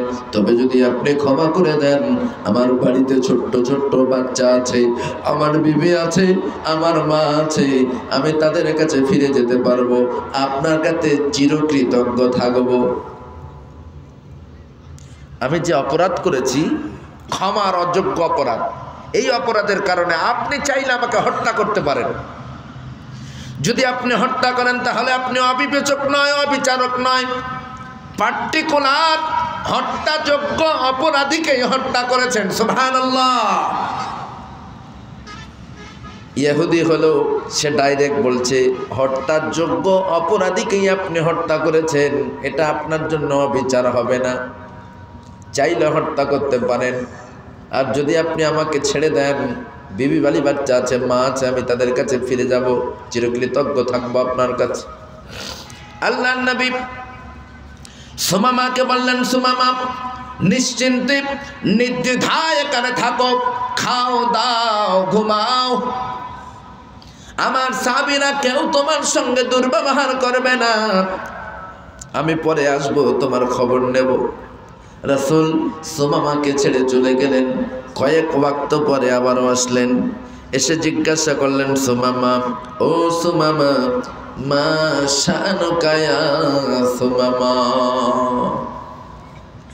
বলো ও সুমামা, তোমার শান কি, তোমার অবস্থা কি বলো। গভীর গর্জন মেরে সুমামা বলেন, একজন গভর্নরকে অ্যারেস্ট করে রেখে তার খবর নিতে এসেছেন, লজ্জা লাগে না? গভর্নর কি জেলখানায় থাকে নাকি? একটা দেশের গভর্নরকে আপনি অ্যারেস্ট করে তার খবর নিতে এসেছেন, আপনার লজ্জা লাগে না? এমন করে ধমক দিয়ে রাসূলকে সে ধমকে দিলেন। আল্লাহর নবী আবারও জিজ্ঞাসা করলেন, বলো সুমামা, আমি তোমার সঙ্গে কি ব্যবহার করব। সুমামা আবারও বললেন, আমি তো বলেই দিয়েছি, চাইলে ক্ষমা করতে পারেন, চাইলে হত্যা করতে পারেন, তবে যদি ক্ষমা করে দেন চিরকৃতজ্ঞ থাকবো। আল্লাহর নবী সুমামাকে আবারও বললেন, নিশ্চিন্তে থাকো, খাও দাও ঘুমাও, নিশ্চিন্তে ঘুমাও, কেউ তোমাকে গালি দেবে না, কেউ তোমাকে ভর্ৎসনা করবে না, কেউ তোমাকে তিরস্কার করবে না। সাহাবীদেরকে বলে গেলেন, সাহাবীরা খবরদার সুমামার সঙ্গে দুর্ব্যবহার করবা না, তোমরা যা খাবে তাকেও তাই খাওয়াবে, তোমরা যা পান করবে তাকেও তাই পান করাবে, তোমরা যেমন ঘুমাবে তাকেও তেমন ঘুমাতে দেবে, গোসলের সময় বাঁধন খুলে দেবে, টয়লেটের সময় বাঁধন খুলে দেবে, খবরদার খবরদার তার সঙ্গে বেয়াদবি করবে না। আল্লাহর নবীর কথা অনুযায়ী সাহাবীরা তার সঙ্গে যথেষ্ট ভালো ব্যবহার করলো। রাসূলুল্লাহ চলে গিয়ে বললেন, সুমামা, ও সুমামা, আমি চলে গেলাম, আবারও আসবো, তোমার খবর নেব। সুমামা, নিশ্চিন্তে নির্ভয়ে নির্দ্বিধায় এখানে থাকো সুমামা। কয়েক ওয়াক্ত পরে আবার রিটার্ন আসলেন। আল্লাহর পয়গম্বর এসে এরপর সুমামাকে লক্ষ্য করে বললেন, সুমামা, ও সুমামা, আমি তোমাকে ক্ষমা করে দিয়েছি, বলুন সুবহানাল্লাহ। সুমামা, মদিনার কেউ তোমাকে মারবে না, কেউ তোমাকে গালি দেবে না, কেউ তোমাকে ভর্ৎসনা করবে না, আমি তোমাকে মাফ করে দিয়েছি, ক্ষমা করে দিয়েছি, নিশ্চিত তুমি তোমার বিবি বাড়ি বাচ্চার কাছে ফেরত যাবে। তবে সুমামা, তোমার কাছে আমার দুটো আবদার আছে, আবদার, তোমার কাছে দুটা দাবি আছে, শর্ত নয়, দাবি, আবদার। বলবো নাকি? সুমামা বলছে, বলবো নাকি? আশ্চর্য ব্যাপার, তিনবার রাসূল আসলো, বাপের বেটা একটা মুহূর্তের জন্য রাসূলের দিকে তাকিয়ে দেখল না। রাসূল কথা বলে, সে হলে মুখ অন্য দিকে ঘুরিয়ে নেয়, আর না হলে মাথা নিচু করে রাখে। এক মুহূর্তের জন্য রাসূলের দিকে তাকালো না। আল্লাহর পয়গম্বর সুমামাকে বললেন, সুমামা, নিশ্চিত আমি তোমাকে মাফ করে দিয়েছি। মদিনার কেউ তোমাকে মারবে না, গালি দেবে না, তোমাকে ভৎসনা দেবে না। তুমি নিশ্চিত তোমার সন্তানাদের কাছে ফেরত যাবে। তবে আমার দুটা দাবি আছে সুমামা। আমার দাবিগুলো হলো, আমি লক্ষ্য করে দেখেছি যত সময় তুমি আমার সঙ্গে কথা বলেছো, এক মুহূর্তের জন্য আমার দিকে তাকালে না। ও সুমামা, তুমি আমার মুখোমুখি তাকিয়ে আমার দিকে তাকিয়ে কথা গোপন করো। এক নম্বর দাবি হলো, আমার মুখের দিকে তাকিয়ে তুমি কথাবার্তা বলো, মুখোমুখি একে অপরে কথা বলা বলি করবো। ডাইরেক্ট সুমামা বললেন, ও মুহাম্মদ ইবনে আব্দুল্লাহ, जानता हूँ मेरे नजर से अब कैसे हुआ नहीं। আল্লাহ নবী বললেন, না না, জানি না তোমার নজরে আমি কেমন জানি না। বিশ্ব নবীর দিকে না তাকিয়ে সুমামা ডিরেক্ট ঘোষণা করলেন, ও মুহাম্মদ ইবনে আব্দুল্লাহ, আমি পৃথিবীর মানচিত্রে অনেক বড় বড় নেতা লিডার দেখেছি, অনেক বড় বড় আদর্শবান ব্যক্তিকে দেখেছি। আমার জানা মতে তামাম পৃথিবীর মানচিত্রে আপনার থেকে নিকৃষ্ট নেতা আর কেউ নেই। নাউজুবিল্লাহ। আমার মুসলমান ভাইরা, হযরত ওমর ডুকরে কেঁদে উঠে পড়লেন, ইয়া রাসূলুল্লাহ, হে না, মানতে পারি না, এত বড় বেয়াদবি মানতে পারি না। কোরআনে আল্লাহ আপনাকে বলেছেন রাহমাতাল লিল আলামিন। আম্মা জান খাদিজা আপনার সম্পর্কে বলেছেন, ইউসুফের রূপ দেখে যারা হাত কেটে ফেলেছিল, তারা যদি আবার নবীকে দেখত, আমি খাদিজা বলি, তারা কলিজা কেটে ফেলে দিত। ইয়া রাসূলুল্লাহ, কাফের কবি লেখে, ও মুহাম্মদ ইবনে আব্দুল্লাহ, আমি তোমার নবুয়তকে মানি না, তবে তোমার মতো খুবসুরত, তোমার মতো সুন্দর মানুষ পৃথিবী কোনদিন দেখিনি, আর দেখবে না। বলেন সুবহানাল্লাহ। সুমাইয়া ইবনে আবি আসালত, কাফের কবি, রাসূলের নবুয়তকে মানেননি, তারপরেও রাসূলকে কবিতা লিখতে যে বলেছে, ও মুহাম্মদ ইবনে আব্দুল্লাহ, তোমার নবুয়তকে আমি মানি না, তারপরেও বলছি তোমার থেকে খুবসুরত, তোমার থেকে সুন্দর মানুষ পৃথিবী কোনোদিন দেখিনি, আর দেখবেও না। সেই নবীকে বলে, সুমামা, আপনার থেকে নিকৃষ্ট নেতা পৃথিবীর মানচিত্রে আর কেউ নাই, সুতরাং আপনি আমাকে কতল করে দেবেন তাও আচ্ছা, আপনার মুখ দেখবো না। আল্লাহ নবী বললেন, সুমামা, না চাইলে না দেখো, আর একটা দাবি আছে, করব নাকি? বললেন, করতে পারেন। ও সুমামা, এতদিন আমার মদিনাতে থাকলে একটা বার যাওয়ার সময় আমার মদিনা শহরটাকে পরিভ্রমণ করো, আমার মদিনা শহরটাকে একটু দেখে যাও, দেখো আমার মদিনায় কোনো মারামারি নাই, রক্তক্ষয়ী যুদ্ধ নাই। ও মুসলমান ভাইরা, সুমামা আবার বললেন, মুহাম্মদ ইবনে আব্দুল্লাহ, আমি ইরানের তেহরান দেখেছি, আমি আমেরিকা দেখেছি, ইংল্যান্ড দেখেছি, পৃথিবীর অনেক বড় বড় শহর দেখেছি, আমার জানা মতে আপনার মদিনা শহরের থেকে অপবিত্র শহর পৃথিবীতে আর নাই। নাউজুবিল্লাহ। আল্লাহর নবী সুমামাকে লক্ষ্য করে বললেন, সুমামা, না দেখলে চাইলে না দেখো, তবে আমি তোমাকে মাফ করে দিয়েছি সুমামা, চলে যাও, বাড়িতে চলে যাও। না, কেউ তোমাকে মারবে না, কেউ তোমাকে গালি দেবে না, কেউ তোমাকে ভৎসনা করবে না। আমি সিকিউরিটি দিচ্ছি, আমার সিকিউরিটি তোমাকে বর্ডার পার করে দেবে। হযরত ওমরের হাতে তুলে দিলেন সুমামাকে। ও ওমর, যাও ইমিডিয়েটলি সুমামাকে মদিনার বাইরে পার করে দাও। খবরদার মদিনার কোনো মানুষ যেন তাকে টাচ না করে, একটা কাপড় পর্যন্ত না ছড়ে, কেউ যেন তাকে গালি না দেয়। হযরত ওমর সুমামার হাত ধরে টেনে হিঁচড়ে নিয়ে যায়, বলে চল তাড়াতাড়ি চল। সুমামা মনে মনে ভাবতে লাগলেন, বুঝেছি যে ওমর ডিরেক্ট আমাকে কতল করে দেবে বলছিল, তার হাতে দিয়েছে আমার নিরাপত্তা। বুঝতে পেরেছি লোক সমাজে হত্যা করতে কেমন একটা লাগে, ওই জন্য ওমরের মতো জল্লাদের হাতে দিয়েছে, একটু সাইডে নিয়ে আমারে সাইজ করবে, এমনটা ভাববে কিনা। হযরত ওমর সুমামাকে বললেন, চল তাড়াতাড়ি চল। ও মুসলমান ভাইরা, সুমামা মসজিদে নববী ছেড়ে বেরিয়ে যায়। আল্লাহর নবী সুমামার পিছনে পিছনে বিনম্রভাবে হেঁটে হেঁটে যায়। সুমামা নববীর বাইরে যে যখনই জুতো পরিধান করে এরপরে হাঁটতে লাগবেন, এমন সময় তার ভিতরে চিন্তা আসলো, হারে এত সময় মদিনাতে থাকলাম, এই মহামানব সম্পর্কে অনেক কিছু জানতে পারলাম, যখন ফিরে যাব তার দেখতে কেমন, সুরাতটা কেমন, মানুষ তো আমার কাছে জানতে চাইবে। সুতরাং তার অবর্তমানে, তার পিছনে, তার অগোচরে, তাকে না জানিয়ে এক ঝলক তাকে দূর থেকে দেখে যায়, আমি দেশে যেয়ে বলবো মানুষটা দেখতে অমন। এমন একটা চিন্তা ভাবনা নিয়ে সুমামা আলতু করে পিছনে যখনই মুখ ঘোরালেন, দেখতে পেলেন বিশ্বনবী তার পিছনে দাঁড়ানো। আল্লাহর নবী বিনম্রভাবে দাঁড়িয়ে আছে। সুমামা সরাসরি রাসূলকে দেখলো, জুতো পায়ে দিয়ে এরপর হাঁটতে লাগলো।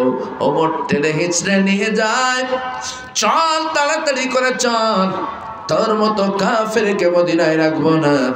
মদিনার কোনো মানুষ যদি তোর উপর অত্যাচার করে, রাসূল আমাকে বকাবকি করবে, ভৎসনা দেবে, তাড়াতাড়ি করে চল। ওমর টেনে হিঁচড়ে নিয়ে যায়। ওমর দু পা তোলে, সুমামা এক পা তোলে। এমন করে 1.5 কিলোমিটার 2 কিলোমিটার রাস্তা অতিক্রম করবার পরে সুমামা ওমরকে লক্ষ্য করে বলে, ভাই ওমর, আমি আর চলতে পারি না, তৃষ্ণায় আমার গলা ফেটে গেল, আমাকে কি একটু পানি পান করতে দেবে ওমর? হযরত ওমর বললেন, ওই যে দূরে একটা কুয়া আছে, ওখানে যে ইচ্ছা মতো পানি পান করো, ইচ্ছা মতো পানি তোলো আর পান করো। ওমর মনে মনে ভাবছে, এ কাফেরকে পানি তুলে খাইয়ে লাভ নাই, যা ইচ্ছা মতো কুয়া থেকে পানি তোল, পান কর, নো প্রবলেম। সুমামা এরপর কুমার দিকে এগিয়ে গেল, বালতি ভর্তি পানি তুলে গায়ে ঢালল, গোসল করল। কারণ 7টা দিন মসজিদ নববীতে থাকার কারণে সাহাবায়ে কেরামদের উজু গোসলের দৃশ্য দেখে নিজে নিজে উজু গোসল করল। ডুকরে ডুকরে কাঁদতে কাঁদতে ওমরের দিকে ফিরে এসে বলল, ওমর রে, আমার অন্তর্চক্ষু খুলে গেছে ওমর, আমার জাহালাত মুছে গেছে রে ওমর, আমার গাফান্নারি চাই না, স্ত্রী পুত্র চাই না, সন্তানাদি চাই না, নবীর কদম থেকে আমাকে দাঁড়িয়ে দিস না ওমর, আমার জাহালাত মুছে গেছে, আমি আবার রাসূলের কাছে ফিরে যাব। ওরে ওমর, আমি ঘোষণা দিলাম, লা ইলাহা ইল্লাল্লাহু মুহাম্মাদুর রাসূলুল্লাহ। হযরত ওমর ডুকরে ডুকরে কাঁদতে কাঁদতে সুমামাকে বুকের সঙ্গে জড়িয়ে নিয়ে বললেন, সুমামা রে, রাসূল যেহেতু আমাকে দায়িত্ব দিয়েছিলেন তোমাকে নববীর বাইরে পার করে দেওয়ার জন্য, তোমাকে মদিনার বাইরে পার করে দেওয়ার জন্য, রাসূলের দায়িত্ব পালন করবার জন্য তোমাকে নিয়ে যাচ্ছিলাম। তবে তুমি জানো না, তোমার প্রতি আমার এতটাই রাগ ছিল, তোমার দিকে তাকাতেও আমার ঘৃণা লাগছিল। তবে ইসলামের ঘোষণা দেওয়ার সঙ্গে সঙ্গে তোমার বিরুদ্ধে যত রাগ, ক্ষোভ, বিদ্বেষ ছিল, সব আমি ভুলে গেছি। ও সুমামা, চলো, রাসূল এখন মসজিদে নববীতে আছে, চলো। দুজনে আবার হেঁটে হেঁটে ফিরছি। অনেকটা দূর থেকে মসজিদ নববীকে যখন দেখতে পেল, সুমামা ওমরের হাত থেকে হাত ছাড়িয়ে নিয়ে দৌড়ে গিয়ে রাসূলের কদমের কাছে পড়ে গেল। আল্লাহর নবী সুমামাকে তুলে বললেন, সুমামা, ও সুমামা, তোমার সঙ্গে কেউ বুঝি দুর্ব্যবহার করেছে? মদিনার কোনো মানুষ বুঝি তোমাকে গালি দিয়েছে, পাথর ছুঁড়েছে, তোমাকে ভৎসনা করেছে, কাজেই তুমি আমার রিটার্ন এসেছো? হযরত সুমামা চোখে পানি ছেড়ে দিয়ে ডুকরে ডুকরে কাঁদে আর বলে, না ইয়া রাসূলুল্লাহ, মদিনার কোনো মানুষ আমার সঙ্গে বেয়াদবি করে নাই, বরং আমি আপনার প্রতি মুগ্ধ হয়েছি। আমার জাহালাত মুছে গেছে, আমার অন্তর্চক্ষু খুলে গেছে। ইয়া রাসূলুল্লাহ, আমাকে মাফ করে দিন, ক্ষমা করে দিন, আমাকে দিনের কালিমা পড়িয়ে ইসলামের সুশীতল ছায়া একটু দান করুন। ও মুসলমান ভাইরা, অথচ ভাবতে অবাক লাগে, আমার ভারতের মানচিত্রে এমন কিছু নরপশু আছে, এমন কিছু মানবরূপী জন্তু আছে, যারা বলে যার এক হাতে অস্ত্র অপর হাতে শাস্ত্র তিনি মহামানব। এমন দাবি মৌলবীরা কেমনে করে? যে নরপশুর দলের আমার নবীকে গালি দেয়, আমার নবীর কলঙ্ক লেপন করে, আমার নবীর চরিত্রে কলঙ্ক লেপন করে, যে নবী আমার যে ভারতের মানুষেরা আমার নবীকে গালি দেয়, আমার নবীর বিরুদ্ধে আজে বাজে মন্তব্য করে, অথচ সেই নবীর সম্পর্কে স্টাডি করলো না। সেই নবী রক্তের বিনিময়ে ইসলাম এনেছে, তরোয়ালের বিনিময়ে ইসলাম এনেছে, এমন আজে বাজে মন্তব্য করে। আজ আমি আপনাদের কাছে বলতে চাই, ও বাংলাদেশের নওজওয়ান, ও বাংলাদেশের নওজওয়ান, রাসূলের আদর্শে আদর্শিত হও। রাসূলের আদর্শে আদর্শিত হলে দিস ইজ মাই চ্যালেঞ্জ, আমি আপনাদের কাছে চ্যালেঞ্জ করে বলে গেলাম, বাংলাদেশের নন মুসলিম যত আছে, আপনি যদি নবীর আদর্শে আদর্শিত হতে পারেন, ইসলামের রঙে রঙিন হতে পারেন, আমি নিশ্চিত করে বলে দিতে পারি, যেহেতু 94% মুসলিমের বাস ছড়িয়ে ছিটিয়ে নন মুসলিম যে কটা আছে, রাসূলুল্লাহর আদর্শ দেখে, ইসলামের রীতিনীতি দেখে তারাও একদিন মনের অজান্তে ইসলাম গ্রহণ করতে বাধ্য হবে। কিন্তু দুঃখজনক, আমরা মুসলমানেরা হয়ে গেছি হাইব্রিড মার্কা মুসলমান। নামাজ নাই, কালাম নাই, দাবি করে মুসলমান, রোডের ধারে প্যানের চেনটেনে ছটছড় করে ছেড়ে দেয়, আবার বলে হুজুর নামাজ না পড়লেও ইমান ঠিক আছে। এই হলো আমাদের ঘরের মুসলমানদের চরিত্র। মদ, ইয়াবা, গাঁজা কিচ্ছু ছাড়ে না, লম্বা লম্বা বিড়ি সদা সর্বদা, বলে হুজুর মুসলমান, ইমান আছে। এটা যদি হয় মুসলমানের নমুনা, এটা যদি হয় মুসলমানের নিদর্শন, তাহলে আপনাকে বলতে চাই, নামাজের ভিতরে বাইরে আরকান, আহকাম, আরকান মিলে মোট ফরজ 13টা।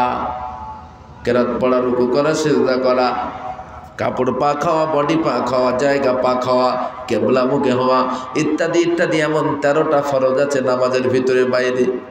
যদি একটা ছেড়ে দেন 12টা মানেন, নামাজ কত পার্সেন্ট হবে?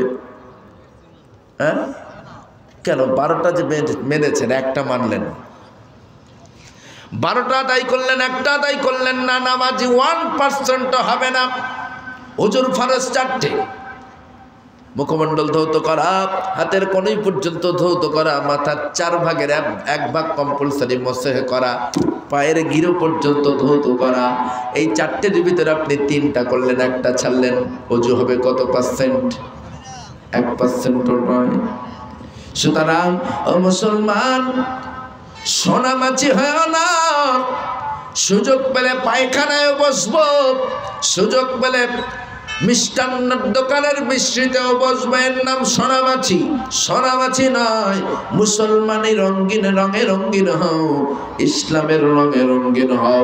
যদি ইসলামের রঙে রঙিন হতে পারো, আল্লাহর স্মরণ যদি অন্তরে সদা সর্বদা রাখতে পারো, আল্লাহর কসম, আল্লাহর কসম, আমি আবুল কালাম আজাদ আজ আপনাদের কাছে বলে গেলাম, আমরা সব মুসলমান ইসলামের রঙে রঙিন হয়ে যদি একবার নারাই লাগাই, ইঁদুর বাদুর ইসলামের দুশমন যত আছে, আমাদের নারা লাগানোর আওয়াজ শোনার পরে সুন্দরের জঙ্গল ছাড়া, সুন্দরবনের জঙ্গল ছাড়া জায়গা পাবে না। আমরা সবাই একসঙ্গে প্রস্তাব করে দিলে ভেসে চলে যাবে। ইসলাম যেমন ছিল তেমন থাকবে, যেমন আছে এমনই থাকবে ইনশাআল্লাহ। বুঝতে পেরেছেন নিশ্চয়ই মূলত কি কথা বলতে চাইছি। সর্বদা আল্লাহর স্মরণ আমাদের অন্তরে রাখতে হবে। আল্লাহর ভয় যদি আমাদের অন্তরে থাকে তাহলে আশা করা যায় আমরা দুনিয়াতেই জান্নাতে মানুষ বনে যাব। আর আল্লাহর ভয় থেকে যদি আমরা বিচ্ছিন্ন হয়ে যাই, আল্লাহর স্মরণ থেকে যদি বিচ্ছিন্ন হয়ে যায়, ওই যে বললাম আশ-শাইতানু জাসিবুন আলা কলবি বনি আদম, প্রত্যেকটা আদম সন্তানের কলবের চতুর্দিকে, কলব কি জানেন? কলব আমাদের প্রত্যেকের ভিতরে ক্ষুদ্র একটা গোস্তের টুকরা, ক্ষুদ্র একটা গোস্তের টুকরা, এত ক্ষুদ্র গোস্তের টুকরা, অতি পবিত্র গোস্তের টুকরা। ওই টুকরাটা যার অপবিত্র হয়ে যাবে তার জিন্দগি বরবাদ। ওই গোস্তের টুকরাটা যার পবিত্র থাকবে সে আল্লাহওয়ালা। এটা মাথায় রাখতে হবে। ওটাকেই বলা হয় কলব। ওই কলবের চতুর্দিকে শয়তান ঘাপটি মেরে বসে থাকে। আর শাইতানু জাসিমুন আলা কলবি বনি আদম, প্রত্যেকটা আদম সন্তানের কলবের চতুর্দিকে শয়তান ঘাপটি মেরে বসে থাকে। যখনই আপনি অমনোযোগী হবেন আল্লাহ হতে, যখনই আপনি আল্লাহর স্মরণ থেকে বিচ্ছিন্ন হয়ে যাবেন, অমনি শয়তান হামলা করবে আপনার ইমানের উপরে। যে কোনো মূল্যে শয়তান আপনার ঈমান নিয়ে বিতাড়ন করবে, পালাবে, বেঈমান করে। যেমন করে দরবেশকে বেঈমান করে কবরে পাঠালো, তেমন করে আমাকে আপনাকেও বেঈমান করে কবরে পাঠাতে পারে। তাই আজ আমি আপনাদের কাছে বলবো, হে মুসলিম নওজওয়ান, ফিরে এসো। না, ফিরে এসো না, খ্রিস্টানদের অনুসরণ নয়, ইহুদিদের অনুকরণ নয়। তোমার মনে রাখা দরকার, তোমার জন্য আইডল বিশ্বনবী মুহাম্মদুর রাসূলুল্লাহ। তোমার জন্য আইডল বিশ্বনবী মুহাম্মদুর রাসূলুল্লাহ সাল্লাল্লাহু আলাইহি ওয়াসাল্লাম। তোমার আইডল নেইমার নয়, তোমার আইডল মেসি নয়। একমাত্র আমাদের জন্য আইডল বিশ্বনবী মুহাম্মদুর রাসূলুল্লাহ। শাহরুখ খান নয়, সালমান খান নয়, আমির খান নয়। আমাদের আইডল বিশ্বনবী মুহাম্মদুর রাসূলুল্লাহ। সকলে বলি সাল্লাল্লাহু আলাইহি ওয়াসাল্লাম। গুনাহ মাপের আশা নিয়ে মালিকের দরবারে ইস্তিগফার পাঠ করি। আউযু বিল্লাহি মিনাশ শাইতানির রাজীম। বিসমিল্লাহির রহমানির রহিম। আস্তাগফিরুল্লাহ রাব্বি মিন কুল্লি যামবি ওয়া আতুবু ইলাইহি। লা হাওলা ওয়ালা কুওয়াতা ইল্লা বিল্লাহিল আলিয়্যিল আযীম। আশহাদু আল্লা ইলাহা ইল্লাল্লাহু ওয়া আশহাদু আন্না মুহাম্মাদান আবদুহু ওয়া রাসূলুহু। আল্লাহুম্মা ইন্না নাসআলুকা ঈমানান কামিলা ওয়া ইয়াকিনান সাদিকান ওয়া রিজকান ওয়াসিআন ওয়া কলবান মুনাওয়ারা ওয়া তাওফীকান ইহসানান ওয়া সাবরান জামিলা ওয়া লিসানান যাকিরা وبدنا سالما وتوبة نصوحا وتوبة قبل الموت وتوبة قبل الموت هون علينا سكرة الموت ورحمة ومغفرة عند الموت والعفاء الحساب والفوز بالجنة والنجاة من النار يا عزيز يا غفار يا رب العالمين। বড়ই গুনাহগার বান্দার দল আমরা আপনার গুনার বোঝা মাথায় নিয়ে সমবেত হয়ে দুটো করে গুনাহ মাখা হাত আপনার দরবারে ভিক্ষুকের ন্যায় পেতেছি। মেহরবানি করে আমাদের বিগত জিন্দগির तमाम গুনাহগুলোকে মাফ করে দিন। রাতের অন্ধকারে দিনের আলোতে শয়তানের ওয়াসওয়াসায় পড়ে নফসের ধোকায় পড়ে সাগীরা কাবীরা যত প্রকার গুনাহ করে ফেলেছি সব গুনাহগুলো আমাদের মাফ করে দিন আমিন রব্বুল আলামিন। আল্লাহ মেহেরবানি করে হাত তোলার পূর্বে কোরআন সুন্নাহর আলোকে বিভিন্ন উলামায়ে দ্বীনদের কণ্ঠে কোরআন সুন্নাহর আলোকে অনেক আলোচনা আমরা শুনেছি। আল্লাহ তাআলা যে যেমন পেরেছি দান খয়রাত করেছি, বিশেষ করে এলাকার তরুণ তুর্কি যুবক বন্ধুরা ক্লান্ত পরিশ্রম করে মাহফিলের ইন্তেজাম করেছে। মাবুদ গো মেহেরবানি করে আমাদের এই সব অনুষ্ঠানগুলো আপনার দরবারে ইলাহি তো মঞ্জুর করে নিন। ত্রুটি বিচ্যুতিগুলো মার্জনা করে দিয়ে রাজি খুশি হয়ে বিনিময়গুলো সম্পূর্ণরূপে দান করো। বিনিময় যেটুকু দান করেছেন আল্লাহ সর্বপ্রথম আখিরি জামানার পয়গম্বর শাফাআতের কান্ডারি বিশ্ব নবীর রহমতকে পৌঁছে দিন। तमाम नबी अलैहिमुस्सलामদের রহমতকে পৌঁছে দিন। तमाम আউলিয়া کرام উলামায়ে کرام সাহাবায়ে کرام রিদওয়ানুল্লাহ তাআলা আলাইহিম আজমাইন হুজুর রহমতকে পৌঁছে দিন। तमाम মুফতি کرام হুজ্জাত کرام হুফাজ کرام কারি کرام যত দুনিয়া ছেড়ে চলে গিয়েছেন তাদের সকলের রহমতকে পৌঁছে দিন। আল্লাহ তাআলা বিশেষ করে যে সমস্ত আউলিয়া কামেলদের জন্য, যে সমস্ত আউলিয়া কারামদের ওসিলায় আমরা দ্বীন ও কোরআন পেয়েছি, ভারত তথা বাংলার জমিনে চতুর্দিকে ছড়িয়ে ছিটিয়ে ছুঁয়ে আছে, মেহেরবানি করে সেই সমস্ত আউলিয়া কারামদের রহমতকে সব পৌঁছে দিন। আল্লাহ তাআলা খাস করে तमाम পৃথিবীর মানচিত্রে तमाम পৃথিবীর মাটির নিচে যত মুসলিম নরনারী জিন ইনসান যে যেখানে জনম জনম জাল্লা দাল্লা পরিমাণে মানে কবরের ভিতরে শুয়ে আছেন তাদের সকলের রহমত পৌঁছে দিন রব্বুল আলামিন। আল্লাহ বিশেষ করে আমরা যারা হাত পেতেছি আমাদের কাছের মানুষ যারা দাদু দাদি নানা নানি শ্বশুর শাশুড়ি ভাই ব্রাদার সন্তানাদি অনেকেই দুনিয়া ছেড়ে চলে গেছেন তাদের সকলের রহমত পৌঁছে দিন। আমার ইমাম সাহেব ভাইরা দাদু দাদি নানা নানিদের রহমত পৌঁছে দিন। আল্লাহ তাআলা দুনিয়ার সব থেকে মায়ার জিনিস সব থেকে প্রিয়